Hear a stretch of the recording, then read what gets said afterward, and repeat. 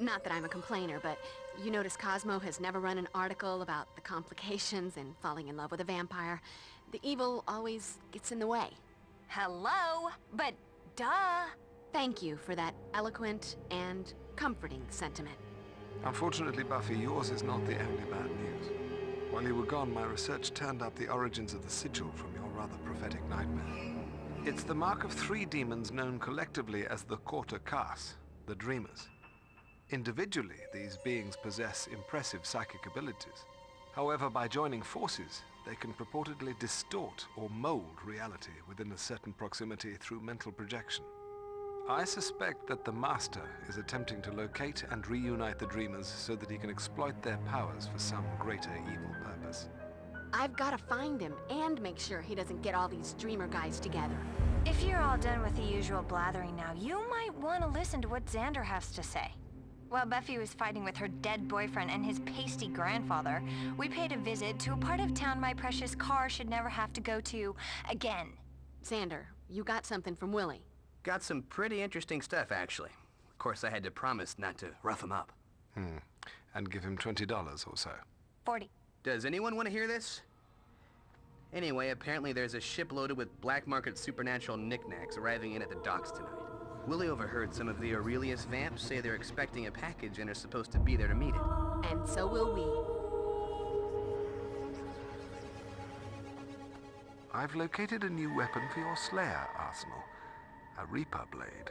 Forged in 12th century Germany from various holy relics claimed during the Crusades, it is blessed with an uncanny supernatural sharpness and durability.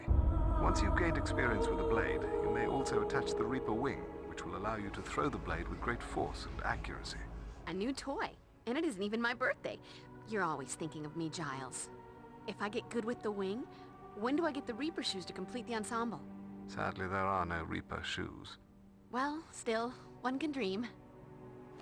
Let me remind you, Buffy, the Dreamers are extremely powerful and have the ability to warp reality. I get it. If they're all together, they can use their mental powers. But for the mental powers, I'm assuming that means they all have to have heads. I'm seeing a solution here. Do not take this lightly. You'll have to be at the top of your game when you face them. Sticking to the metaphor, Giles? Don't worry. In this game, I'm in a league of my own. Did you bring back any crystals? I was a little busy, but I did bring you a little something.